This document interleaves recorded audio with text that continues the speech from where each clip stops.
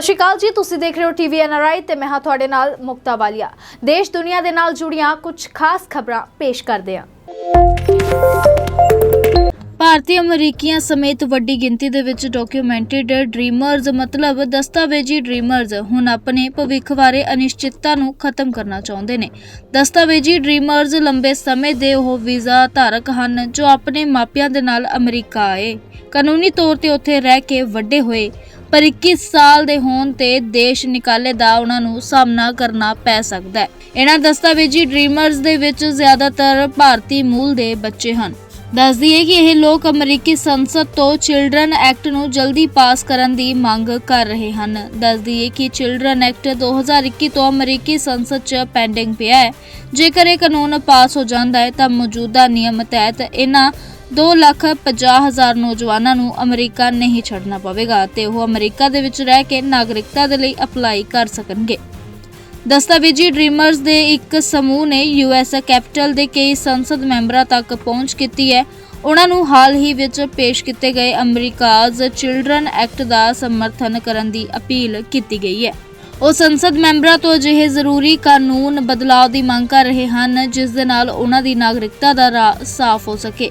ਸਾਲ 2021 ਦੇ ਵਿੱਚ ਅਮਰੀਕੀ ਸੰਸਦ ਮੈਂਬਰ ਡੇਬੋਰਾ ਰੋਸ, ਮੈਰੀਨੇਟ ਮਿਲਰ, ਰਾਜਾ ਕ੍ਰਿਸ਼ਨ ਮੂਰਤੀ ਅਤੇ ਯੰਗ ਕਿਮ ਨੇ ਅਮਰੀਕੀ ਸੰਸਦ ਵਿੱਚ ਚਿਲਡਰਨ ਐਕਟ ਪੇਸ਼ ਕੀਤਾ ਸੀ। ਇਸ ਐਕਟ ਦੇ ਤਹਿਤ ਅਜਿਹੇ ਪ੍ਰਾਵਧਾਨ ਹਨ ਕਿ ਜਿਨ੍ਹਾਂ ਬੱਚਿਆਂ ਦੇ ਮਾਪੇ ਲੰਬੇ ਸਮੇਂ ਦੇ ਵੀਜ਼ੇ ਤੇ ਅਮਰੀਕਾ ਦੇ ਵਿੱਚ ਕੰਮ ਕਰ ਰਹੇ ਹਨ ਅਤੇ ਉਹ ਬੱਚੇ ਪਿਛਲੇ 10 ਸਾਲਾਂ ਤੋਂ ਅਮਰੀਕਾ 'ਚ ਕਾਨੂੰਨੀ ਤੌਰ ਤੇ ਰਹਿ ਰਹੇ ਹਨ, ਨਾਲ ਹੀ ਜੇਕਰ ਉਹ ਕਿਸੇ ਉੱਚ ਵਿਦਿਅਕ ਸੰਸਥਾ ਤੋਂ ਗ੍ਰੈਜੂਏਟ ਹਨ ਤਾਂ ਉਹ ਅਮਰੀਕੀ ਨਾਗਰਿਕਤਾ ਪ੍ਰਾਪਤ ਕਰਨ ਦਾ ਹੱਕਦਾਰ ਹੋਣਗੇ। ਇਸ ਦੇ ਨਾਲ ਹੀ ਦੱਸਦੀ ਹੈ ਕਿ ਇਸ ਚਿਲਡਰਨ ਐਕਟ ਵਿੱਚ ਇਹ ਵਿਵਸਥਾ ਹੈ ਕਿ ਜਦੋਂ ਇਹ ਦਸਤਾਵੇਜ਼ੀ ਡ੍ਰੀਮਰਜ਼ ਅਮਰੀਕੀ ਨਾਗਰਿਕਤਾ ਦੇ ਲਈ ਅਰਜ਼ੀ ਦਿੰਦੇ ਹਨ ਤਾਂ ਉਹਨਾਂ ਦੀ ਉਮਰ ਦੀ ਗਣਨਾ ਉਹਨਾਂ ਦੁਆਰਾ ਅਰਜ਼ੀ ਦੇਣ ਦੀ ਮਿਤੀ ਤੋਂ ਕੀਤੀ ਜਾਣੀ ਚਾਹੀਦੀ ਹੈ, ਨਾ ਕਿ ਉਹਨਾਂ ਨੂੰ ਨਾਗਰਿਕਤਾ ਪ੍ਰਾਪਤ ਹੋਣ ਦੀ ਮਿਤੀ ਤੋਂ। ਇਸ ਤਰ੍ਹਾਂ ਜੇਕਰ ਇਹ ਨੌਜਵਾਨ 21 ਸਾਲ ਦੇ ਹੋਣ ਤੋਂ ਪਹਿਲਾਂ ਨਾਗਰਿਕਤਾ ਦੇ ਲਈ ਅਪਲਾਈ ਕਰਦੇ ਹਨ ਤਾਂ 21 ਸਾਲ ਦੇ ਹੋਣ ਤੇ ਉਹਨਾਂ ਨੂੰ ਡਿਪੋਰਟ ਕੀਤੇ ਜਾਣ ਦਾ ਖਤਰਾ ਨਹੀਂ ਹੋਵੇਗਾ। ਜਿਹੜੇ ਨੌਜਵਾਨਾਂ ਨੇ 16 ਸਾਲ ਦੀ ਉਮਰ ਪਾਰ ਕਰ ਲਈ ਹੈ ਅਤੇ ਗ੍ਰੀਨ ਕਾਰਡ ਦੇ ਲਈ ਅਰਜ਼ੀ ਦਿੱਤੀ ਹੈ, ਉਹਨਾਂ ਨੂੰ ਰੁਜ਼ਗਾਰ ਅਧਿਕਾਰ ਮਿਲਣਾ ਚਾਹੀਦਾ ਹੈ। ਫਿਲਹਾਲ ਦੱਸ ਦਈਏ ਕਿ ਭਾਰਤੀ ਮੂਲ ਦੇ ਨੌਜਵਾਨਾਂ ਦੇ ਲਈ ਅਮਰੀਕਾ ਦੇ ਵਿੱਚ ਰਹਿਣਾ ਇੱਕ ਚੁਣੌਤੀ ਭਰਿਆ ਬਣ ਚੁੱਕਿਆ ਕਿਉਂਕਿ ਉਹਨਾਂ ਨੂੰ 21 ਸਾਲ ਦੇ ਹੋਣ ਤੇ ਦੇਸ਼ ਨਿਕਾਲੇ ਦਾ ਸਾਹਮਣਾ ਕਰਨਾ ਪੈ ਸਕਦਾ ਹੈ। Bureau report, TV NRI. Canada ਦੇ ਵਿੱਚ ਅੰਤਰਰਾਸ਼ਟਰੀ ਵਿਦਿਆਰਥੀਆਂ ਦੇ ਵਿੱਚ ਵੱਧਦੇ ਜਾ ਰਹੇ ਨੇ ਖੁਦਕੁਸ਼ੀਆਂ ਦੇ ਮਾਮਲੇ, ਜੋ ਕਿ ਇੱਕ ਗੰਭੀਰ ਮੁੱਦਾ ਬਣਦਾ ਜਾ ਰਿਹਾ ਹੈ। ਦੱਸਦੇ ਕਿ ਟੋਰਾਂਟੋ ਦੇ ਇੱਕ ਫਿਊਨਰਲ ਹੋਮ ਦਾ ਕਹਿਣਾ ਹੈ ਕਿ ਅੰਤਰਰਾਸ਼ਟਰੀ ਵਿਦਿਆਰਥੀਆਂ ਦੀਆਂ ਮੌਤਾਂ ਦੇ ਵਿੱਚ ਵਾਧਾ ਹੋ ਰਿਹਾ ਹੈ। ਨੌਜਵਾਨਾਂ ਨੂੰ ਦਰਪੇਸ਼ ਮਾਨਸਿਕ ਸਿਹਤ ਚੁਣੌਤੀਆਂ ਦੇ ਮੁੱਦੇ ਨੂੰ ਉਜਾਗਰ ਕਰਦਾ ਹੈ ਤੇ ਇਹ ਇੱਕ ਗੰਭੀਰ ਚਿੰਤਾ ਦਾ ਵਿਸ਼ੇ ਬਣ ਚੁੱਕਿਆ ਹੈ। ਟੋਰਾਂਟੋ ਦੇ ਇਟੋਬੀਕੋ ਵਿੱਚ ਸਥਿਤ ਲੋਟਸ ਫਿਊਨਰਲ ਐਂਡ ਕ੍ਰੈਮੇਸ਼ਨ ਸੈਂਟਰ ਅਨੁਸਾਰ ਭਾਰਤ ਭੇਜੀਆਂ ਜਾਣ ਵਾਲੀਆਂ ਨੌਜਵਾਨ ਮ੍ਰਿਤਕ ਦੇਹਾਂ ਦੀ ਗਿਣਤੀ ਵਿੱਚ ਵਾਧਾ ਹੋਇਆ ਹੈ ਅਤੇ ਸੈਂਟਰ ਦਾ ਮੰਨਣਾ ਹੈ ਕਿ ਇਹਨਾਂ ਦੇ ਵਿੱਚੋਂ ਕੁਝ ਮੌਤਾਂ ਆਤਮ ਹੱਤਿਆ ਦਾ ਨਤੀਜਾ ਰਹੀਆਂ ਨੇ। ਲੋਟਸ ਫਿਊਨਰਲ ਕਈ ਸਾਲਾਂ ਤੋਂ ਭਾਰਤੀ ਕਾਉਂਸਲੇਟ ਜਨਰਲ ਜਾਂ ਭਾਈਚਾਰੇ ਦੇ ਹੋਰ ਮੈਂਬਰਾਂ ਦੀ ਬੇਨਤੀ ਤੇ ਪੂਰੇ ਕੈਨੇਡਾ ਤੋਂ ਭਾਰਤੀ ਨਾਗਰਿਕਾਂ ਦੇ ਅਵਸ਼ੇਸ਼ਾਂ ਮ੍ਰਿਤਕ ਦੇਹਾਂ ਨੂੰ ਵਾਪਸ ਭੇਜ ਰਿਹਾ ਹੈ। ਇੱਕ ਮਹੀਨੇ ਦੇ ਵਿੱਚ ਵੱਧ ਤੋਂ ਵੱਧ 2 ਮਾਮਲੇ ਹੋਇਆ ਕਰਦੇ ਸਨ ਜਿਨ੍ਹਾਂ ਵਿੱਚ ਵਿਦਿਆਰਥੀ ਅਤੇ ਵਰਕ ਪਰਮਿਟ ਲੈ ਚੁੱਕੇ ਦੋਵੇਂ ਹੁੰਦੇ ਸਨ, ਪਰ ਪਿਛਲੇ ਸਾਲ ਤੋਂ ਇਹ ਗਿਣਤੀ ਦੁੱਗਣੀ ਤੋਂ ਵੀ ਵੱਧਦੀ ਦਿਖੀ ਜਾ ਰਹੀ ਹੈ। ਹੁਣ ਹਰ ਮਹੀਨੇ ਕਰੀਬ 4 ਤੋਂ 5 ਜਣਿਆਂ ਦੀਆਂ ਮ੍ਰਿਤਕ ਦੇਹਾਂ ਭਾਰਤ ਵਾਪਸ ਭੇਜੀਆਂ ਜਾਂਦੀਆਂ ਹਨ। ਕਿਸੇ ਮਹੀਨੇ ਤਾਂ 7 ਵੀ ਭੇਜੀਆਂ ਗਈਆਂ ਸਨ। ਦੱਸਦੇ ਕਿ ਭਾਰਤ ਭੇਜੀਆਂ ਗਈਆਂ ਮ੍ਰਿਤਕ ਦੇਹਾਂ ਦੇ ਸਾਲਾਨਾ ਅੰਕੜੇ, ਜਿਨ੍ਹਾਂ ਦੇ ਵਿੱਚ ਜ਼ਿਆਦਾਤਰ ਲੋਕ ਨੌਜਵਾਨ ਸਨ, ਉਹਨਾਂ ਦੀਆਂ ਹਰ ਮਹੀਨੇ ਕਰੀਬ 4 ਤੋਂ 5 ਲਾਸ਼ਾਂ ਭਾਰਤ ਭੇਜੀਆਂ ਜਾ ਰਹੀਆਂ ਨੇ। ਫਿਊਨਰਲ ਹੋਮ ਦੇ ਵਰਕਰਾਂ ਦਾ ਕਹਿਣਾ ਹੈ ਕਿ ਉਹ ਕਈ ਵਾਰੀ ਲਾਸ਼ਾਂ ਤੇ ਮੌਜੂਦ ਨਿਸ਼ਾਨਾਂ ਨੂੰ ਵੇਖ ਕੇ ਬਹੁਤ ਪਰੇਸ਼ਾਨ ਹੋ ਜਾਂਦੇ ਹਨ। ਭਾਰਦਵਾਜ ਨੇ ਇਹ ਵੀ ਕਿਹਾ ਹੈ ਕਿ ਕਈ ਵਾਰੀ ਲਾਸ਼ ਦੀ ਗਰਦਨ ਉੱਪਰ ਫੰਦੇ ਦਾ ਨਿਸ਼ਾਨ ਹੁੰਦਾ ਹੈ, ਜਿਸ ਦੇ ਨਾਲ ਉਹਨਾਂ ਨੂੰ ਲੱਗਦਾ ਹੈ ਕਿ ਮ੍ਰਿਤਕ ਨੇ ਖੁਦਕੁਸ਼ੀ ਕੀਤੀ ਹੋ ਸਕਦੀ ਹੈ। ਹਾਲਾਂਕਿ ਫੰਦੇ ਦੇ ਨਿਸ਼ਾਨ ਹੋਰ ਘਟਨਾਵਾਂ ਕਰਕੇ ਵੀ ਹੋ ਸਕਦੇ ਹਨ, ਪਰ ਫਿਊਨਰਲ ਹੋਮ ਵਰਕਰਾਂ ਦਾ ਕਹਿਣਾ ਹੈ ਕਿ ਕਈ ਹੋਰ ਮਾਮਲਿਆਂ ਦੇ ਵਿੱਚ ਡੁੱਬਣ ਜਾਂ ਨਸ਼ੇ ਦੀ ਓਵਰਡੋਜ਼ ਦੇ ਲੱਛਣ ਨਜ਼ਰ ਆਉਂਦੇ ਹਨ, ਜੋ ਕਿ ਖੁਦਕੁਸ਼ੀ ਦਾ ਵੀ ਸੰਕੇਤ ਹੋ ਸਕਦੇ ਨੇ। ਉੱਥੇ ਹੀ ਫਿਊਨਰਲ ਹੋਮ ਵਰਕਰ ਪ੍ਰਾਈਵੇਸੀ ਕਾਰਨਾਂ ਕਰਕੇ ਮੌਤ ਦੀ ਸਟੀਕ ਕਾਰਨ ਨਹੀਂ ਦੱਸ ਸਕੇ, ਪਰ ਉਹਨਾਂ ਨੇ ਇੱਕ ਨਿਊਜ਼ ਏਜੰਸੀ ਨੂੰ ਦੱਸਿਆ ਕਿ ਵਿਦਿਆਰਥੀਆਂ ਅਤੇ ਹੋਰ ਨੌਜਵਾਨ ਭਾਰਤੀਆਂ ਦੇ ਵਿੱਚ ਪ੍ਰਤੀ ਮਹੀਨਾ ਸਿਰਫ 1 ਜਾਂ 2 ਮੌਤਾਂ ਕੁਦਰਤੀ ਕਾਰਨਾਂ ਕਰਕੇ ਹੋਈਆਂ ਹੁੰਦੀਆਂ ਹਨ। ਬਾਕੀਆਂ ਦੀਆਂ ਮੌਤਾਂ ਸੜਕ ਹਾਦਸਿਆਂ, ਖੁਦਕੁਸ਼ੀਆਂ, ਡਰੱਗ ਓਵਰਡੋਜ਼ ਜਾਂ ਹੋਰ ਕਾਰਨਾਂ ਕਰਕੇ ਹੋਈਆਂ ਹੁੰਦੀਆਂ ਨੇ। ਦੱਸਦੇ ਕਿ ਵਿਦਿਆਰਥੀ ਅਤੇ ਵਕਾਲਤ ਕਰਨ ਵਾਲਿਆਂ ਦਾ ਕਹਿਣਾ ਹੈ ਕਿ ਉਹ ਅੰਤਰਰਾਸ਼ਟਰੀ ਵਿਦਿਆਰਥੀਆਂ ਦੀ ਮਾਨਸਿਕ ਸਿਹਤ ਅਤੇ ਖੁਦਕੁਸ਼ੀ ਦੀ ਵੱਧ ਰਹੀ ਦਰ ਬਾਰੇ ਬਹੁਤ ਚਿੰਤਤ ਹਨ। ਉਹਨਾਂ ਨੇ ਕਿਹਾ ਕਿ ਕੈਨੇਡਾ ਦੇ ਵਿੱਚ ਭਾਰਤ ਤੋਂ ਆਉਣ ਵਾਲੇ ਅੰਤਰਰਾਸ਼ਟਰੀ ਵਿਦਿਆਰਥੀਆਂ ਦੀ ਗਿਣਤੀ ਵੱਧ ਰਹੀ ਹੈ, ਇਸ ਕਰਕੇ ਖਾਸ ਤੌਰ ਤੇ ਇਸ ਮੁੱਦੇ ਨੂੰ ਤਵੱਜੋ ਤੇ ਕਾਰਵਾਈ ਦੀ ਜ਼ਰੂਰਤ ਹੈ। ਵੈਸੇ ਵੀ ਕੈਨੇਡਾ ਦੇ ਵਿੱਚ ਅੰਤਰਰਾਸ਼ਟਰੀ ਵਿਦਿਆਰਥੀਆਂ ਦੇ ਵਿੱਚ ਵੱਧ ਰਹੇ ਖੁਦਕੁਸ਼ੀਆਂ ਦੇ ਮਾਮਲੇ ਕਾਫੀ ਚਿੰਤਾ ਦਾ ਵਿਸ਼ਾ ਬਣੇ ਹੋਏ ਨੇ। Bureau report TV NRI। Gurdwara Chandipati ਪਿੰਡ ਪ੍ਰੇਰ ਅਜਨਾਲਾ ਟੁਕਾਮਾ ਰੋਡ ਸਥਿਤ ਗੁਰਦੁਆਰਾ ਸਾਹਿਬ ਦੇ ਵਿੱਚ ਬੀਤੀ ਰਾਤ ਨੂੰ 2 ਚੋਰ ਆਏ, ਜਿਨ੍ਹਾਂ ਨੇ ਗੋਲਕ ਖੋਲ੍ਹਣ ਦਾ ਯਤਨ ਕੀਤਾ। ਗੋਲਕ ਦੇ ਵਿੱਚ 5 ਤਾਲੇ ਲੱਗੇ ਹੋਏ ਸਨ ਤੇ ਚੋਰਾਂ ਨੇ 3 ਤਾਲੇ ਖੋਲ੍ਹ ਲਿੱਤੇ, ਪਰ 2 ਤਾਲੇ ਖੋਲ੍ਹਣ ਦੇ ਵਿੱਚ ਉਹ ਨਾਕਾਮ ਰਹੇ। ਉੱਥੇ ਹੀ ਗੁਰਦੁਆਰੇ ਦੇ ਸੇਵਾਦਾਰ ਨੇ ਦੱਸਿਆ ਕਿ ਸਵੇਰੇ 4 ਵਜੇ ਜਦੋਂ ਉਹ ਗੁਰਦੁਆਰਾ ਦੇ ਵਿੱਚ ਪਹੁੰਚਿਆ ਤਾਂ ਉਹਨਾਂ ਨੇ ਦੇਖਿਆ ਕਿ ਕੁਝ ਇੱਟਾਂ ਗੁਰਦੁਆਰੇ ਦੇ ਨਜ਼ਦੀਕ ਲੱਗੀਆਂ ਹੋਈਆਂ ਸੀ ਅਤੇ ਅੱਗੇ ਦੇਖ ਕੇ ਉਹਨਾਂ ਨੂੰ ਪਤਾ ਚੱਲਿਆ ਕਿ ਗੁਰਦੁਆਰਾ ਸਾਹਿਬ ਦੇ ਦਰਵਾਜ਼ੇ ਤੇ ਵੀ ਇੱਟਾਂ ਲੱਗੀਆਂ ਹੋਈਆਂ ਸੀ। ਜਦੋਂ ਉਹਨਾਂ ਨੇ ਦਰਵਾਜ਼ੇ ਦੇ ਅੰਦਰ ਜਾ ਕੇ ਦੇਖਿਆ ਤਾਂ ਗੱਲੇ ਦੇ 3 ਤਾਲੇ ਟੁੱਟੇ ਹੋਏ ਸੀ ਤੇ ਗੁਰਦੁਆਰਾ ਸਾਹਿਬ ਤੋਂ ਇੱਕ LED ਵੀ ਗਾਇਬ ਸੀ। ਸੇਵਾਦਾਰ ਨੇ ਗੁਰਦੁਆਰਾ ਦੇ ਪ੍ਰਬੰਧਕਾਂ ਨੂੰ ਫੋਨ ਕੀਤਾ ਤੇ ਜਲਦੀ ਗੁਰਦੁਆਰਾ ਸਾਹਿਬ ਉਹਨਾਂ ਨੇ ਪੁਲਿਸ ਨੂੰ ਸੂਚਿਤ ਕੀਤਾ। ਮੌਕੇ ਤੇ ਪਹੁੰਚੀ ਪੁਲਿਸ ਨੂੰ ਗੁਰਦੁਆਰਾ ਸਾਹਿਬ ਦੇ ਪ੍ਰਬੰਧਕਾਂ ਨੇ ਕਿਹਾ ਕਿ ਜੋ ਚੋਰ ਸਨ ਉਹਨਾਂ ਦੀ CCTV ਫੁਟੇਜ ਸਾਹਮਣੇ ਆਈ ਹੈ। 2 ਲੋਕ ਚੋਰੀ ਕਰਨ ਦੀ ਨੀਅਤ ਦੇ ਨਾਲ ਗੁਰਦੁਆਰਾ ਸਾਹਿਬ ਦੇ ਵਿੱਚ ਦਾਖਲ ਹੁੰਦੇ ਨੇ ਤੇ ਗੋਲਕ ਦੇ ਤਾਲੇ ਨਹੀਂ ਖੁੱਲ੍ਹਦੇ ਉਹਨਾਂ ਦੇ ਕੋਲੋਂ, ਜਿਸ ਤੋਂ ਉਹ ਉੱਥੋਂ ਫਰਾਰ ਹੋ ਜਾਂਦੇ ਨੇ। ਇਸ ਮੌਕੇ ਦੇ ਉੱਤੇ ਪੁਲਿਸ ਅਧਿਕਾਰੀ ਨੇ ਕਿਹਾ ਕਿ ਗੁਰਦੁਆਰਾ ਸਾਹਿਬ ਤੋਂ ਉਹਨਾਂ ਨੂੰ ਸੂਚਨਾ ਦਿੱਤੀ ਗਈ ਸੀ ਕਿ ਗੁਰਦੁਆਰਾ ਸਾਹਿਬ ਦੇ ਵਿੱਚ ਚੋਰ ਦਾਖਲ ਹੋ ਗਏ ਨੇ, ਜਿਨ੍ਹਾਂ ਦੇ ਵੱਲੋਂ ਚੋਰੀ ਕੀਤੀ ਜਾ ਰਹੀ ਸੀ। ਉੱਥੇ ਪੁਲਿਸ ਦੇ ਵੱਲੋਂ ਚੋਰਾਂ ਦੇ ਉੱਤੇ ਮਾਮਲਾ ਦਰਜ ਕਰਕੇ ਅਗਲੀ ਕਾਰਵਾਈ ਸ਼ੁਰੂ ਕਰ ਦਿੱਤੀ ਗਈ ਹੈ ਤੇ ਜਲਦ ਹੀ ਚੋਰਾਂ ਨੂੰ ਗ੍ਰਿਫਤਾਰ ਕਰ ਲਿਆ ਜਾਵੇਗਾ। ਪੁਲਿਸ ਦੇ ਵੱਲੋਂ ਗੁਰਦੁਆਰਾ ਪ੍ਰਬੰਧਕਾਂ ਨੂੰ ਇਹ ਭਰੋਸਾ ਦਿੱਤਾ ਗਿਆ ਹੈ। ਸਲਿੰਦਰ ਸਿੰਘ, ਮੈਂ ਸਵੇਰੇ ਰੋਜ਼ਾਨਾ ਦੀ ਤਰ੍ਹਾਂ ਇੱਥੇ ਸੇਵਾ ਕਰਨੀ ਆਉਂਦੇ ਹਾਂ। ਤਕਰੀਬਨ 4 ਵਜੇ ਆਇਆ ਮੈਂ ਸਵੇਰੇ। ਜਾਣ ਕੇ ਮੈਂ ਮੇਨ ਗੇਟ ਖੋਲ੍ਹ ਕੇ ਅੰਦਰ ਆਇਆ। ਸਾਹਮਣੇ ਵਾਲਾ ਗੇਟ ਜਿਹੜਾ ਉਹਦੇ ਬਾਹਰ ਇੱਟਾਂ ਪਈਆਂ ਸੀ। ਮੈਨੂੰ ਥੋੜ੍ਹਾ ਸ਼ੱਕ ਪਿਆ ਵੀ ਇੱਟਾਂ ਇੱਥੇ ਅਸੀਂ ਤਾਂ ਰੱਖੀਆਂ ਨਹੀਂ ਅਤੇ ਇੱਟਾਂ ਕਿਸ ਤਰ੍ਹਾਂ ਆ ਗਈਆਂ ਇੱਥੇ। ਦਰਵਾਜ਼ਾ ਵੇਖਿਆ, ਦਰਵਾਜ਼ਾ ਬਾਹਰਲਾ ਜਿਹੜਾ ਉਹ ਜਾਲੀ ਵਾਲਾ ਥੋੜ੍ਹਾ ਖੁੱਲ੍ਹਿਆ ਜਿਹਾ ਦੇਖਿਆ ਮੈਂ, ਅਤੇ ਉਹਦੇ ਵਿੱਚ 2 ਇੱਟਾਂ ਫਸਾਈਆਂ ਸੀ। ਮੈਨੂੰ ਸ਼ੱਕ ਪਿਆ, ਪਰਲੇ ਪਿਛਲੇ ਦਰਵਾਜ਼ੇ ਰਾਹੀਂ ਗਿਆ ਤਾਂ ਦਰਵਾਜ਼ਾ ਪਿਛਲਾ ਸਾਰਾ ਖੁੱਲ੍ਹਾ ਪਿਆ ਸੀ। ਮੈਂ ਚੰਗੀ ਤਰ੍ਹਾਂ ਸਾਰਾ ਵੇਖਿਆ, ਮੈਂ ਕੋਈ ਕਾਰਾ ਹੋ ਗਿਆ ਏ। ਫਿਰ ਮੈਂ ਸਰਦਾਰ ਕਰਮਜੀਤ ਸਿੰਘ ਗੋਲਡੀ ਨੂੰ ਫੋਨ ਕੀਤਾ ਹੈ ਅਤੇ ਉਹ ਤਕਰੀਬਨ 5-6 ਮਿੰਟਾਂ ਦੇ ਵਿੱਚ ਇੱਥੇ ਆ ਗਏ। ਨਾਲ ਦੂਜਾ ਮੇਰੇ ਨਾਲ ਮੁੰਡਾ ਜਿਹੜਾ ਸੇਵਾ ਕਰਦਾ ਹਰਮਨਜੀਤ, ਉਹ ਵੀ ਨਾਲ ਆ ਗਿਆ। ਫਿਰ ਅਸੀਂ ਅੰਦਰ ਜਾ ਕੇ ਸਾਰਾ ਕੁਝ ਵੇਖਿਆ ਵਾ ਅਤੇ ਗੋਲਕ ਦੇ ਜਿਹੜੇ 5 ਤਾਲਿਆਂ ਦੇ ਵਿੱਚੋਂ 3 ਤਾਲੇ ਨਾਲ ਪੂਰੇ ਤੋੜ ਦਿੱਤੇ ਆ, ਪੂਰਾ ਜ਼ੋਰ ਲਾ ਕੇ। ਦੂਜੇ ਤੋੜਦੇ ਰਹੇ, ਉਹਨਾਂ ਕੋਲ ਨਹੀਂ ਟੁੱਟੇ। ਪੂਰਾ ਸਰੀਏ ਮਾਰ ਮਾਰ ਕੇ ਤੇ ਕਰਦੇ ਰਹੇ। ਅਤੇ ਦਰਵਾਜ਼ਿਆਂ ਦੇ ਵੀ ਤਾਲੇ ਦੋਵਾਂ ਦੇ ਤੋੜੇ ਸਾਰੇ। ਇੱਕ LED ਲੈ ਕੇ ਗਏ ਨੇ। ਕਿੰਨੇ ਬੰਦੇ ਆਏ ਸੀਗੇ? 2। ਕਿੰਨੇ ਕੁ ਵਜੇ ਦੀ ਘਟਨਾ ਸੀ? ਇਹ ਤਕਰੀਬਨ ਰਾਤ 1 ਵਜੇ ਦੀ ਲਾਗੇ ਜਾਗੇ ਜੀ ਘਟਨਾ ਜੀ। ਕੋਈ ਹੈ ਨਹੀਂ ਸੀ, ਸਿੰਘ ਨਹੀਂ ਰਹਿੰਦਾ ਗ੍ਰੰਥੀ? ਨਹੀਂ, ਇੱਥੇ ਅਸੀਂ ਆਪ ਹੀ ਸੇਵਾ ਕਰਦੇ ਹਾਂ। ਇੱਥੇ ਕੋਈ ਨਹੀਂ, ਗ੍ਰੰਥੀ ਸਿੰਘ ਨਹੀਂ ਰਹਿੰਦਾ ਜੀ। ਪ੍ਰਕਾਸ਼ਨ ਤੋਂ ਇਹ ਮੰਗ ਕਰਦੇ ਵੀ ਬੰਦੇ ਫੜੇ ਜਾਣ, ਜ਼ਰੂਰ ਫੜੇ ਜਾਣ, ਜਿਸ ਤਰ੍ਹਾਂ ਵੀ ਮਰਜ਼ੀ ਹੈ, ਕਿਉਂਕਿ ਉਹਨਾਂ ਕੋਲ ਮੋਬਾਈਲ ਹੈਗੇ ਨੇ।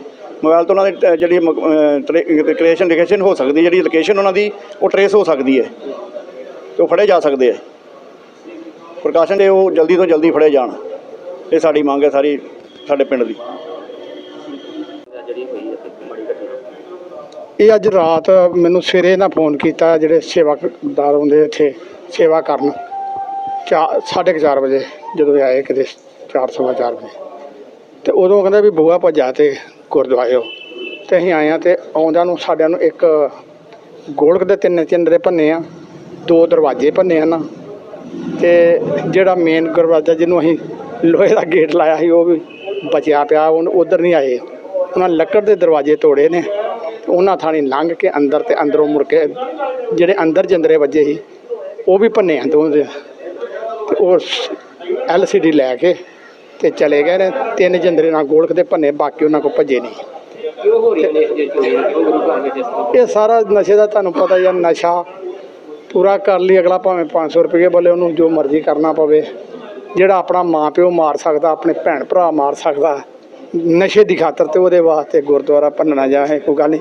ਕਿਉਂਕਿ ਜਿਹੜਾ ਰੱਬ ਨੂੰ ਮੰਨਣ ਵਾਲਾ ਉਹ ਤੁਹਾਨੂੰ ਪਤਾ ਗੁਰਦੁਆਰੇ ਦੇ ਨਹੀਂ ਕੋਈ ਕਰ ਸਕਦਾ। ਅਸੀਂ ਤਾਂ ਮੰਗ ਇਹੀ ਕਰਦੇ ਹਾਂ ਵੀ ਇਹ ਜਿਹੜੇ ਨਸ਼ੇ ਆ ਇਹਨਾਂ ਤੇ ਵੀ ਰੋਕ ਲਾਈ ਜਾਵੇ, ਤੇ ਪਰ ਇਹ ਜਿਹੜਾ ਟ੍ਰੇਸ ਕੀਤਾ ਜਾਵੇ। ਅੱਗੇ ਕੀਤਾ ਸੀ ਪੁਲਿਸ ਵਾਲਿਆਂ ਨੇ, ਬੜੀ ਮਿਹਰਬਾਨੀ ਕੀਤੀ ਸੀ। 20-25 ਸਾਲ ਹੋ ਗਿਆ, ਉਦੋਂ ਇੱਕ ਵਾਰੀ ਗੁਰਦੁਆਰਾ ਭੰਨ ਕੇ ਉਹ ਬੰਦੇ ਅੰਦਰ ਦਿੱਤੇ ਸੀ ਤੇ ਉਹ ਸਾਡੇ ਗਲੋਂ ਬਲਾ ਟਲ ਗਈ। 20-25 ਸਾਲ ਬਾਅਦ ਫੇਰ ਹੁਣ ਇਹ ਕੰਮ ਹੋਇਆ। ਤੇ ਇਹ ਨਾਮ ਮੇਰਾ ਕਰਨ ਸਿੰਘ ਗੋਲਡੀ, ਪਿੰਡ ਮੇਰਾ ਰਿਆੜ ਆ ਜੀ। ਗੁਰਦੁਆਰਾ ਸਾਹਿਬ ਚੜ੍ਹਦੀ ਪੱਤੀ, ਪਿੰਡ ਰਿਆੜ, ਜੋ ਕਿ ਚੋਰ ਆਏ ਨੇ ਰਾਤ, 2 ਜਣੇ ਜੋ ਕੈਮਰੇ 'ਚ ਦਿਸ ਰਹੇ ਨੇ, ਦਰਵਾਜ਼ਾ ਤੋੜ ਕੇ ਅੰਦਰ ਵੜੇ ਆ। ਗੋਲਕ ਨੂੰ ਅਸੀਂ ਜੀ ਅੱਗੇ ਵੀ ਚੋਰ ਪੈਂਦੇ ਸੀ ਤੇ ਗੋਲਕ ਜਿਹੜੀ ਪੱਕੀ ਬਣਾਈ ਆ, ਕਾਫੀ ਜਿੰਦਰੇ ਮਾਰੇ ਆ, ਉਹਨਾਂ ਪੂਰਾ ਜ਼ੋਰ ਲਾਇਆ, ਜਿਨ੍ਹਾਂ ਵਿੱਚੋਂ 3 ਜਿੰਦਰੇ ਟੁੱਟੇ, 5 ਨਹੀਂ ਤੋੜ ਸਕੇ। ਤੇ ਜਾਂਦੇ ਜਾਂਦੇ ਉਹ LCD ਜਿਹੜੀ ਉਹ ਲਾ ਕੇ ਲੈ ਗਏ ਆ। ਸਾਡੇ ਵੀਰ ਜੀ ਸੁਰਿੰਦਰ ਸਿੰਘ ਜੀ ਫੌਜੀ ਸਾਹਿਬ, ਇਹ ਰੋਜ਼ ਸੇਵਾ ਕਰਦੇ ਆ ਕਿ ਅੰਮ੍ਰਿਤ ਵੇਲੇ ਸ਼ਾਮ ਨੂੰ ਸੈਕਟਰੀ ਸਾਹਿਬ ਰਹਿਰਾਸ ਸਾਹਿਬ ਦਾ ਪਾਠ ਕਰਦੇ ਆ। ਤੇ ਸਾਡੇ ਫੌਜੀ ਸਾਡੇ ਜੋ ਦੱਸਿਆ, ਮੈਂ ਵੀ ਉਸੇ ਵੇਲੇ ਆ ਗਿਆ ਇੱਥੇ ਆਣ ਕੇ, ਨਾਲ ਹਰਬੰਸ ਜੀ ਡਾਕਟਰ ਸਾਹਿਬ, ਸਾਰਿਆਂ ਵੇਖਿਆ ਅੰਦਰ, ਜੋ ਬਾਕੀ ਹੋਰ ਕੋਈ ਨੁਕਸਾਨ ਨਹੀਂ ਹੋਇਆ। ਜਿਹੜਾ ਇਹ ਸਭ ਤੋਂ ਵੱਡਾ ਨੁਕਸਾਨ ਗੋਲਕ ਦਾ ਕੀਤਾ, ਉਹਨਾਂ ਗੁਰਦੁਆਰੇ ਦੇ ਅੰਦਰ ਵੜੇ ਆ। ਅਸੀਂ ਪ੍ਰਸ਼ਾਸਨ ਕੋਲੋਂ ਮੰਗ ਇਹ ਕਰਦੇ ਹਾਂ ਕਿ ਜੇ ਪ੍ਰਸ਼ਾਸਨ ਪੂਰੀ ਵਾਹ ਲਾਵੇ ਤੇ ਚੋਰ ਫੜੇ ਜ਼ਰੂਰ ਜਾਣਗੇ, ਕਿਉਂਕਿ ਉਹਨਾਂ ਦੇ ਕੋਲ ਮੋਬਾਈਲ ਹੈ। ਮੋਬਾਈਲ ਦੇ ਨਾਲ ਗੋਲਕ ਦੇ ਉੱਤੇ ਜਿਹੜੀ ਟਾਰਚ ਮਾਰ ਰਹੇ ਸੀ, ਇੱਥੋਂ ਸਾਨੂੰ ਪਤਾ ਲੱਗਾ ਕਿ ਮੋਬਾਈਲ ਉਹਨਾਂ ਦੇ ਕੋਲ ਹੈਗੇ ਆ। ਉਹਨਾਂ ਦੇ ਨੰਬਰ ਟਰੇਸ ਕਰਕੇ ਸਰਕਾਰ ਪਾਸੋਂ ਮੰਗ ਕਰਦੇ ਹਾਂ ਵੀ ਇਹਨਾਂ ਨੂੰ ਨੱਥ ਪਾਈ ਜਾਵੇ ਤੇ ਪੰਜਾਬ ਦੇ ਵਿੱਚੋਂ ਨਸ਼ਾ ਮੁਕਤ ਪੰਜਾਬ ਕਰ ਦਿਓ, ਚੋਰੀਆਂ ਆਪੇ ਰੁਕ ਜਾਣਗੀਆਂ। ਕਿੰਨੀ ਕੁ ਗੋਲਕ ਦੇ ਵਿੱਚ ਮਾਇਆ ਹੁੰਦੀ ਆ, ਤੁਹਾਨੂੰ ਪਤਾ ਸੀ, ਅੰਦਾਜ਼ਾ ਸੀ ਕਿੰਨੀ ਕੁ ਹੋਏਗੀ? ਮਾਇਆ ਜੀ ਚੋਰਾਂ ਨੂੰ ਤਾਂ ਭਲਾ 500 ਰੁਪਏ ਮਿਲ ਜੇ ਤੇ ਉਹਨਾਂ ਦੀ ਪੁੜੀ ਬਣ ਜਾਣੀ ਆ। ਉਹਨਾਂ ਨੂੰ ਨਾ ਕਿਸੇ ਨੁਕਸਾਨ ਨਾਲ, ਨਾ ਕਿਸੇ ਆਮਦਨ ਨਾਲ ਆ। ਗੋਲਕ ਦੇ ਵਿੱਚ ਚਲੋ ਪੈਸੇ ਤਾਂ ਹੋਣਗੇ ਹੀ, ਜਿੰਨੇ ਹੁਣ ਥੋੜ੍ਹਾ ਚਿਰ ਹੋਇਆ ਖੋਲੀ ਨੂੰ ਅਜੇ, ਪਰ ਉਹਨਾਂ ਨੂੰ 1000-500 ਵੀ ਮਿਲ ਜਾਂਦਾ ਤੇ ਉਹਨਾਂ ਨੇ ਸਾਨੂੰ ਬਹੁਤ ਕੁਝ ਮਿਲ ਗਿਆ। ਅਮਲੀਆਂ ਨੂੰ ਕੋਈ ਪੈਸੇ ਨਾਲ ਨਹੀਂ ਹੈਗਾ ਜੀ ਜ਼ਿਆਦਾ, ਉਹਨਾਂ ਨੂੰ ਆਪਣੇ ਨਸ਼ੇ ਨਾਲ ਆ। ਮੰਗ ਕੀ ਕਰਦੇ ਆਪਾਂ ਪ੍ਰਸ਼ਾਸਨ ਕੋਲੋਂ ਅਸੀਂ ਇਹੋ ਮੰਗ ਕਰਦੇ ਹਾਂ। ਸਾਡੇ SHO ਸਾਹਿਬ ਵੀ ਪਹੁੰਚੇ ਨੇ, ਤੇ ਚੌਂਕੀ ਇੰਚਾਰਜ ਸਾਹਿਬ ਆਗਿਆਪਾਲ ਸਿੰਘ ਜੀ ਉਹ ਵੀ ਪਹੁੰਚੇ ਨੇ, ਨਾਲ ਹੋਰ ਪੁਲਿਸ ਮੁਲਾਜ਼ਮ ਜਦੋਂ ਗਏ ਉਸੇ ਵੇਲੇ ਨਾਲ ਆ ਗਿਆ ਜੀ। ਉਹਨਾਂ ਮਿੰਟ ਨਹੀਂ ਲਾਇਆ। ਪਹਿਲ ਦੇ ਆਧਾਰ 'ਤੇ ਗੁਰਦੁਆਰਾ ਸਾਹਿਬ ਨੂੰ ਉਹਨਾਂ ਨੇ ਡਿਊਟੀ ਨੂੰ ਸਮਝਾਇਆ, ਗੁਰਦੁਆਰਾ ਸਾਹਿਬ ਸਾਰਾ ਪੁਲਿਸ ਪ੍ਰਸ਼ਾਸਨ ਪਹੁੰਚਾ। ਮੰਗ ਅਸੀਂ ਇਹੋ ਇਹਨਾਂ ਕੋਲੋਂ ਕਰਦੇ ਹਾਂ ਕਿ ਜਿਹੜੇ ਸਾਡੇ ਚੋਰ ਆ ਉਹਨਾਂ ਦੇ ਮੋਬਾਈਲ। ਇੱਥੇ ਰਾਤ 2 ਆਦਮੀ ਆਏ, ਉਹਨਾਂ ਨੇ ਗੋਲਕ ਭੰਨਣ ਦੀ ਕੋਸ਼ਿਸ਼ ਕੀਤੀ, ਚੋਰੀ ਕਰਨ ਦੀ ਨੀਅਤ ਨਾਲ। ਗੋਲਕ ਤਾਂ ਟੁੱਟੀ ਨਹੀਂ, ਜਾਣ ਲੱਗੇ ਉਹ LCD ਸੀ, ਉਹ ਚੋਰੀ ਕਰਕੇ ਲੈ ਗਏ ਨੇ। ਮੌਕੇ ਤੇ ਪੁੱਜੇ ਆ, CCTV ਵਗੈਰਾ ਦੇਖ ਕੇ ਜਿਹੜੇ ਜਲਦ ਦੋਸ਼ੀ ਗ੍ਰਿਫਤਾਰ ਕੀਤੇ।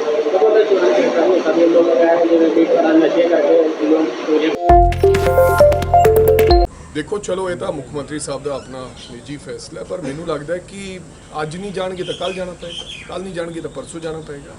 ਸੋ ਮੈਨੂੰ ਲੱਗਦਾ ਹੈ ਕਿ 5 ਸਾਲ ਤੁਸੀਂ ਸੈਂਟਰ ਨਾਲ ਜਾਂ ਨੀਤੀ ਆਯੋਗ ਨਾਲ ਗੱਲਬਾਤ ਕੀਤੇ ਬਿਨਾ ਸਟੇਟ ਨਹੀਂ ਚਲਾ ਸਕਦੇ। ਔਰ ਹੋਰ ਜਿਹੜੇ ਨਿੱਜੀ ਮੁੱਦੇ ਆ, ਬਿਲਕੁਲ ਉਹ ਆਪਦੇ ਪੰਜਾਬ ਦੇ ਹਿੱਤਾਂ ਦੀ ਗੱਲ ਕਰਨੀ ਚਾਹੀਦੀ ਹੈਗੀ ਆ, ਲੇਕਿਨ ਨਾਲ ਸਾਨੂੰ ਇਹੋ ਜਿਹੀਆਂ ਮੀਟਿੰਗਸ ਦੇ ਵਿੱਚ ਪਾਰਟਿਸਿਪੇਟ ਨਹੀਂ ਕਰਾਂਗੇ ਤਾਂ ਪੰਜਾਬ ਦਾ ਹੋਰ ਨੁਕਸਾਨ ਹੋ ਜਾਏਗਾ। ਸੈਂਟਰ ਕਹੇਗਾ ਅਸੀਂ ਨਹੀਂ ਦਿੰਦੇ, ਕਿਉਂਕਿ ਉਹਦਾ ਸੈਂਟਰ ਤਾਂ ਇਹ ਵਿਤਕਰਾ ਕਰਦਾ ਹੀ ਆਇਆ, ਹਰ ਸਟੇਟ ਨਾਲ ਹੋ ਰਿਹਾ। This is not the first time.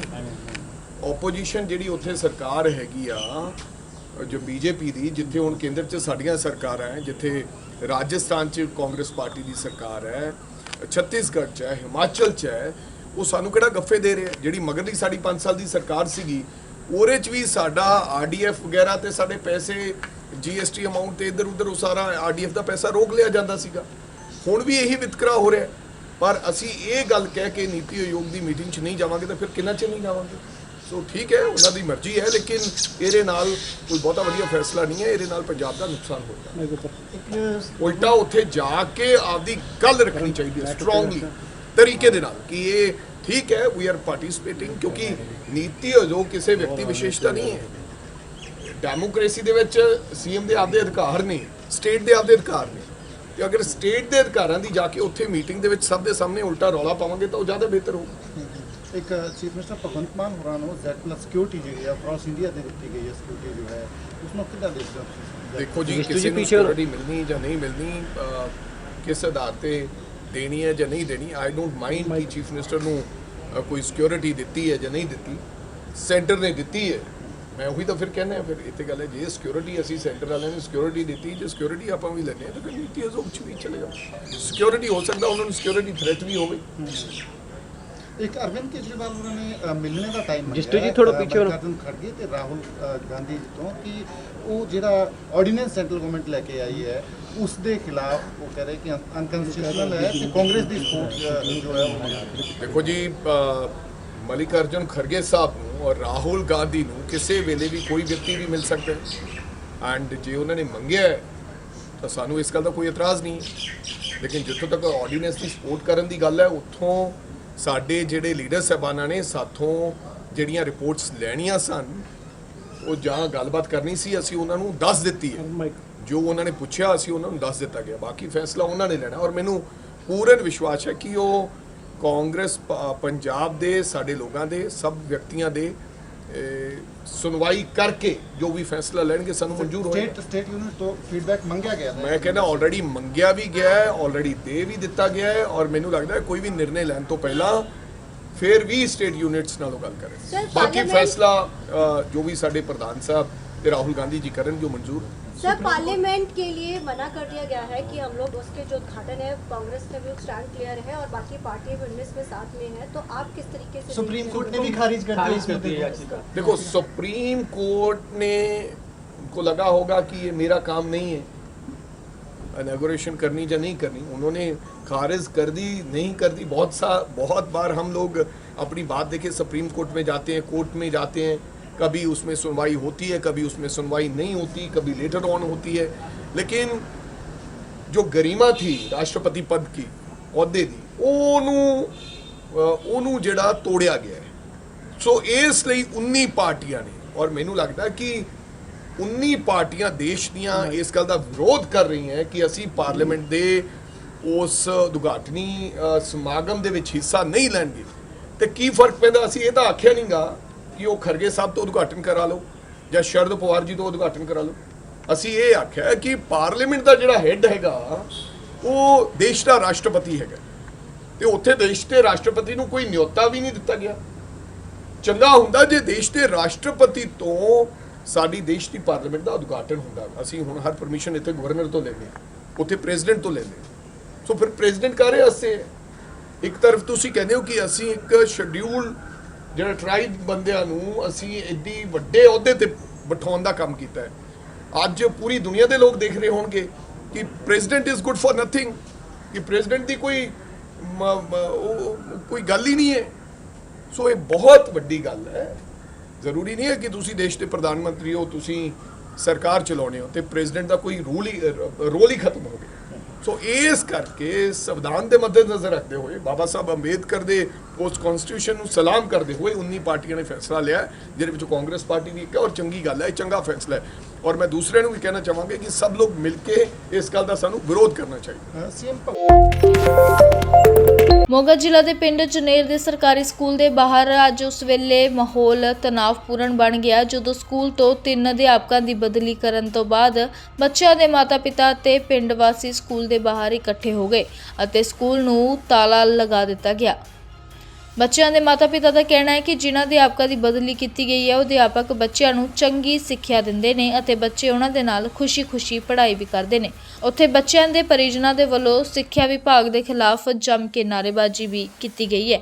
ਉੱਥੇ ਦੂਜੇ ਪਾਸੇ ਸਕੂਲ ਦੇ ਦੂਜੇ ਅਧਿਆਪਕਾਂ ਅਤੇ ਹੋਰ ਸਿੱਖਿਆ ਵਿਭਾਗ ਦੇ ਅਧਿਕਾਰੀਆਂ ਦਾ ਕਹਿਣਾ ਹੈ ਕਿ ਇਹਨਾਂ 3 ਅਧਿਆਪਕਾਂ ਨੇ ਖੁਦ ਵਿਭਾਗ ਨੂੰ ਬੋਲ ਕੇ ਆਪਣੀ ਟ੍ਰਾਂਸਫਰ ਕਰਵਾਈ ਅਤੇ ਜੇਕਰ ਪਿੰਡ ਵਾਸੀ ਇਹੀ ਚਾਹੁੰਦੇ ਨੇ ਕਿ ਉਹਨਾਂ ਦੇ ਅਧਿਆਪਕਾਂ ਨੂੰ ਵਾਪਸ ਸਕੂਲ ਦੇ ਵਿੱਚ ਲਗਾਇਆ ਜਾਵੇ ਤਾਂ ਇਸ ਦੇ ਬਾਰੇ ਦੇ ਵਿੱਚ ਉੱਚ ਅਧਿਕਾਰੀਆਂ ਦੇ ਨਾਲ ਗੱਲਬਾਤ ਕਰਕੇ ਕੋਈ ਹੱਲ ਕੱਢਿਆ ਜਾਵੇਗਾ।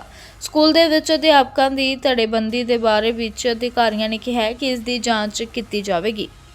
ਦੂਜੇ ਪਾਸੇ ਪਿੰਡ ਵਾਸੀਆਂ ਦਾ ਕਹਿਣਾ ਹੈ ਕਿ ਜੋ ਅਧਿਆਪਕ ਬਦਲੇ ਗਏ ਨੇ ਉਹ ਬੱਚਿਆਂ ਨੂੰ ਚੰਗੀ ਸਿੱਖਿਆ ਦਿੰਦੇ ਨੇ ਅਤੇ ਜੋ ਬੱਚੇ ਨਹੀਂ ਪੜ੍ਹਦੇ ਉਹ ਵੀ ਚੰਗੇ ਨੰਬਰ ਲੈ ਕੇ ਪਾਸ ਹੋਏ ਨੇ। ਇਹਨਾਂ ਅਧਿਆਪਕਾਂ ਨੂੰ ਵਾਪਸ ਸਕੂਲ ਦੇ ਵਿੱਚ ਲਿਆਂਦਾ ਜਾਵੇ ਜਿਨ੍ਹਾਂ ਦੀ ਬਦਲੀ ਕੀਤੀ ਗਈ ਹੈ। ਭਾਈ ਜੀ ਅੱਜ ਇਕੱਠ ਕੀਤਾ ਪਿੰਡ ਵਾਲਿਆਂ ਨੇ ਇਕੱਠੇ ਹੋ ਕੇ, ਕੀ ਕਾਰਨ ਕੀ ਹੈ ਸਕੂਲ ਦੇ ਵਿੱਚ? ਕਾਰਨ ਜੀ ਸਾਡੇ ਟੀਚਰਾਂ ਦਾ ਇੱਥੋਂ ਬਦਲੀ ਕੀਤੀ ਗਈ ਹੈ ਤੇ ਇਸ ਕਰਕੇ ਸਾਡਾ ਸਾਰਾ ਇਕੱਠ ਹੋਇਆ ਪਿਆ। ਇਹ ਤਾਂ ਧਰਨਾ ਦਿੱਤਾ ਗਿਆ, ਦਰਵਾਜ਼ਾ ਬੰਦ ਸੀਗਾ, ਹੁਣੇ ਖੁੱਲਿਆ ਹਲੇ। ਕਿਹੜੇ ਟੀਚਰ ਦੀ ਬਦਲੀ ਕੀਤੀ ਗਈ ਜੀ? ਇਹ ਜੀ ਸਾਡੇ ਇੱਕ ਸਤਪਾਲ ਸਰ ਪ੍ਰਿੰਸੀਪਲ, ਇੱਕ ਗੁਰਮਿੰਦਰ ਮੈਡਮ ਤੇ ਇੱਕ ਮੰਜੂ ਮੈਡਮ, ਇਹ ਤਿੰਨਾਂ ਦੀ ਬਦਲੀ ਕੀਤੀ ਗਈ ਹੈ। ਕਿਉਂ ਕੀਤੀ ਗਈ, ਕਾਹ ਤੋਂ? ਇਹ ਜੀ ਸਾਨੂੰ ਕਾਰਨ ਦਾ ਇਸ ਦਾ ਨਹੀਂ ਪਤਾ। ਅਸੀਂ ਤਾਂ ਕੰਮ ਧੰਦੇ ਵਾਲੇ ਬੰਦੇ ਆ, ਮਿਸਤਰੀ ਦਾ ਕੰਮ ਕਰਦਾ ਮੈਂ, ਅਸੀਂ ਤਾਂ ਡੇਲੀ ਜਾਵੜਦੇ ਹਾਂ ਕੰਮ ਤੇ ਸਾਨੂੰ ਅੱਜ ਪਤਾ ਲੱਗਾ ਵੀ ਸਾਡੇ ਅੱਜ ਸਰ ਹੈ ਨਹੀਂਗੇ, ਸਾਨੂੰ ਜਵਾਕਾਂ ਨੇ ਦੱਸਿਆ। ਇਹ ਜਨੇਰ ਸਕੂਲ ਦੇ ਵਿੱਚ ਕਿੰਨੇ ਟੀਚਰ ਹੈ? ਇਹਦੀ ਮੇਰੇ ਹਿਸਾਬ ਨਾਲ ਹੋਣਗੇ 5-6 ਆ ਤੇ ਬਦਲੀ ਦਾ ਤੁਹਾਨੂੰ ਪਤਾ ਨਹੀਂ ਕਿਉਂ? ਨਹੀਂ ਜੀ, ਸਾਨੂੰ ਨਹੀਂ ਇਸ ਕਾਰਨ ਦਾ ਪਤਾ। ਤੇ ਅੱਜ ਜਿਵੇਂ ਬੱਚਿਆਂ ਦੀ ਪੜ੍ਹਾਈ ਖਰਾਬ ਹੋ ਰਹੀ ਹੈ, ਇਹਦੇ ਬਾਰੇ ਕੀ ਕਹਿਣਾ ਚਾਹੁੰਦੇ ਹੋ? ਇਹਦੇ ਬਾਰੇ ਜੀ ਇਹ ਬਹੁਤ ਮਾੜੀ ਗੱਲ ਹੈ। ਅਸੀਂ ਇਸੇ ਮਹਿਸੂਸ ਦੀ ਬਾਤ ਆ ਸਾਡੇ ਸਾਰਾ ਪਿੰਡ ਇਕੱਠਾ ਹੋਇਆ ਵਾ ਵੀ ਸਾਡੇ ਬੱਚਿਆਂ ਦੀ ਪੜ੍ਹਾਈ ਖਰਾਬ ਹੁੰਦੀ। ਲੜਾਈ ਸੀ ਪ੍ਰਿੰਸੀਪਲ ਸਾਹਿਬ ਦੀ ਜਾਂ ਟੀਚਰਾਂ ਦੀ, ਕਿਹਨਾਂ ਨਾਲ ਲੜਾਈ ਸੀ? ਇਹ ਜੀ ਅਸੀਂ ਤਾਂ ਸੁਣ ਤੋਂ ਸੁਣਤੀ, ਮੈਂ ਤਾਂ ਕਰਦਾ ਗੱਲ, ਮੈਂ ਇਹ ਤਾਂ ਕਹਿ ਨਹੀਂ ਰਿਹਾਗਾ ਵੀ ਮੈਂ ਆਪ ਦੇਖਿਆ, ਇਹ ਸਾਰੇ ਕੋਲੇ ਹੀ ਸੀਗੇ। ਤੁਹਾਨੂੰ ਪਤਾ ਨਾ ਸਾਰਿਆਂ ਨੂੰ? ਹਾਂਜੀ ਹਾਂ, ਤੁਹਾਨੂੰ ਪਤਾ ਸਾਰੇ। ਜਿਹੜੀ ਇਹ ਕੀ ਨਾਮ ਮੈਡਮ ਦਾ, ਮਨਪ੍ਰੀਤ ਮੈਡਮ ਆ, ਉਹਨਾਂ ਨਾਲ ਕੋਈ ਉਹਨਾਂ ਦਾ ਕੋਈ ਲੜਾਈ ਝਗੜਾ ਸੀਗਾ। ਉਹਨਾਂ ਨੇ ਧਮਕੀ ਦਿੱਤੀ ਵੀ ਤੁਹਾਨੂੰ ਮਾਰ ਦਿਆਂਗੇ, ਅਸੀਂ ਐਂ ਕਰ ਦਿਆਂਗੇ। ਪੰਚਾਇਤ ਵੀ ਉਦੋਂ ਕਹਿੰਦੇ ਕੋਲੇ ਸੀਗੀ, ਮੈਂ ਤਾਂ ਉਸ ਟਾਈਮ ਹੈ ਨਹੀਂ ਸੀਗਾ ਕੋਲੇ। ਹਾਂ, ਤੇ ਉਹ ਪਰੇਸ਼ਾਨ ਹੋ ਕੇ ਉਹ ਕਹਿੰਦਾ ਫਿਰ ਮਾਂ ਵੀ ਬਦਲੀ। ਉਸ ਵੇਲੇ ਪੰਚਾਇਤ ਸੀ, ਉਹਨਾਂ ਤੋਂ ਕੋਈ ਹੁਣ ਇੱਥੇ ਮੌਜੂਦ ਹੈ? ਹਾਂਜੀ ਹੈਗੇ ਆ ਜੀ, ਆ ਵੀ ਮੈਂਬਰ ਸਾਹਿਬ ਹੈਗੇ ਆ। ਸਾਡਾ ਸਰ ਜੀ ਭਾਵਕ ਵੀ ਹੋ ਗਏ ਆ ਟੀਚਰ ਦਾ ਨਾਮ ਲੈ ਕੇ, ਕੀ ਕਾਰਨ ਕੀ ਹੈ? ਹਾਂਜੀ ਜੀ, ਉਹ ਬੱਚਿਆਂ ਮਾਰੇ ਅਸੀਂ ਤਾਂ ਕਹਿੰਦੇ ਵੀ ਬੱਚਿਆਂ ਨੂੰ ਬੋਲਣ ਲਾਤਾ, ਗੁੰਗੇ ਆ ਜੀ ਬੱਚੇ, ਦਿਮਾਗਾ ਇਹ ਨੁਕਸਾ ਦੋਨਾਂ ਜਵਾਕਾਂ ਦੇ। ਪੰਜੀਰੀ ਵੀ ਦਿੰਦਾ ਤੇ ਦੂਜਾ ਖਰੋਟ ਵੀ ਦਿੰਦੇ ਆ, ਬਦਾਮ ਵੀ ਦਿੰਦੇ ਆ, ਸਾਰਾ ਕੁਝ ਦਿੰਦੇ ਆ ਜੀ। ਪੂਰਾ ਧਿਆਨ ਆ ਮੇਰੇ ਬੱਚਿਆਂ ਦੋਨਾਂ 'ਚ, ਮਾਂ ਵੀ ਹੈ ਨਹੀਂ ਬੱਚਿਆਂ ਦੀ। ਬਹੁਤ ਬੁਰੀ ਹਾਲਤ ਹੈ ਜੀ, ਬੱਚਿਆਂ ਦਾ ਖਿਆਲ ਹੋਣਾ ਚਾਹੀਦਾ। ਕੱਲ੍ਹ ਵੀ ਲੜਦਾ ਸੀ ਬਹੁਤ ਜ਼ਿਆਦਾ, ਹੁਣ ਵੀ ਲੁੱਟੀ ਜਾਂਦਾ ਸੀ, ਲੁੱਟਦਾ ਘਰੋਂ ਲਿਆਈ। ਮੈਨੂੰ ਸਾਰ ਵੀ ਇੱਥੇ ਆਉਣਾ ਚਾਹੀਦਾ ਜੀ, ਘਰੇ ਇੱਥੇ ਸਕੂਲ 'ਚ ਮੈਡਮ ਵੀ ਆਉਣੀ ਚਾਹੀਦੀ ਸਾਨੂੰ।